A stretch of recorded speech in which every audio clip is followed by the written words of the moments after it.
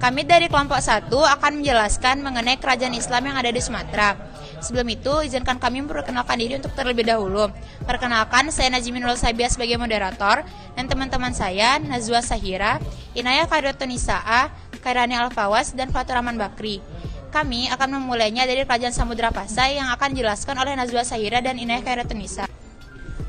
Kerajaan Samudra Pasai. Kerajaan Samudra Pasai dianggap sebagai kerajaan bercorak Islam pertama di Indonesia. Letak kerajaan berada di pantai timur Aceh.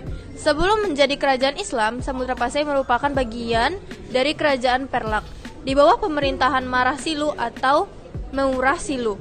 Kerajaan Samudra Pasai berkembang pesat berkat bimbingan Syekh Ismail dari Arab. Marah Silu memeluk agama Islam dan berganti nama menjadi Malik Al-Saleh dan menikah dengan putri Ganggangsan. Setelah kerajaan Perlak lemah, Samudra Pasai muncul menjadi kerajaan besar dan merupakan kerajaan Islam yang pertama di Indonesia. Kejayaan Kerajaan Samudra Pasai lihat saat pemerintahan Sultan Malik At-Tahrir II atau Sultan Ahmad. Kejayaan tersebut terbuktikan dengan catatan Marco Polo yang menyebutkan bahwa pusat perdagangan yang sangat berkembang terjadi pada saat pemerintahannya.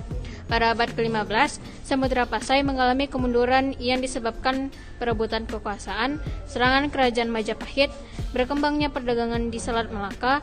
Pada tahun 1521, kerajaan Samudra Pasai dikuasai oleh Portugis selama 3 tahun. Selanjutnya, pada tahun 1524, Samudra Pasai dikuasai oleh Aceh di bawah pemerintahan Sultan Ali Manghayat Shah.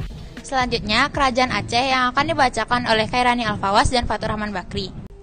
Kerajaan Aceh. Kerajaan Aceh berdiri sekitar abad ke-16. Kerajaan ini terletak di Sumatera di bagian utara. Kerajaan Aceh berada di ibu kota Kota Raja atau sekarang dinamakan dengan Banda Aceh. Pada masa kekuasaan Sultan Ali Manghayat Shah, yaitu pada tahun 1514 sampai 1526, Aceh berhasil memisahkan diri dari kerajaan Pediri. Sultan inilah yang dianggap sebagai pendiri kerajaan Aceh. Aceh memperluas wilayahnya ke bagian Minang, Batak, Barus, dan wilayah lainnya, disatukan dalam Kesultanan Aceh.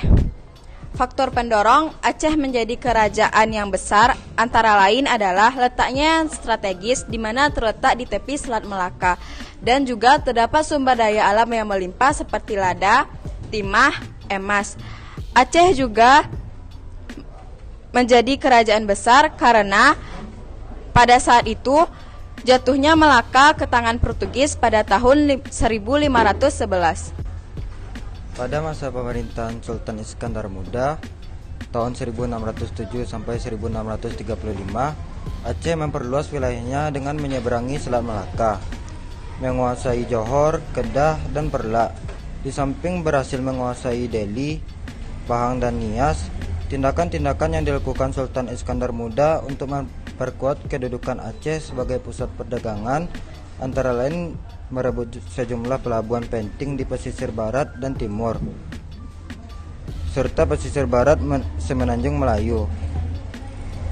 Semenanjung Melayu menyerang Portugis dan kerajaan Johor di Semenanjung Malaya dengan tujuan menguasai jalur perdagangan di Selat Melaka dan menguasai daerah penghasil lada. Bekerja sama dengan EIC dan VOC untuk memperlemah pengaruh Portugis. Beberapa faktor penyebab runtuhnya Kesultanan Aceh Darussalam yaitu tidak adanya pemimpin yang cakap. Setelah wafatnya Sultan Iskandar Muda, terjadi perpecahan internal antara kaum beroksat atau bangsawan kerajaan dengan kaum agama. Banyak negeri taklukan yang memisahkan diri termasuk Johor, Pahang, Perlak, Minangkabau, Selak, dan lainnya. Kesimpulannya adalah, dari penjelasan kami tadi, di Sumatera terdapat 2 kerajaan Islam. Yang pertama, Kerajaan Samudra Pasai. Kerajaan Samudra Pasai mencapai puncak kejayaan pada masa Sultan Malik At-Tahrir II dan mengalami kemunduran pada abad ke-15. Sedangkan Kerajaan Aceh mencapai puncak kejayaan pada masa Sultan Iskandar Muda dan mengalami keruntuhan sejak tahun 1903. Nah, sekian penjelasan dari kami. Kami harap teman-teman bisa paham dengan apa yang kami sampaikan. Dan apabila ada khilaf kata, mohon dimaafkan. Wassalamualaikum warahmatullahi wabarakatuh.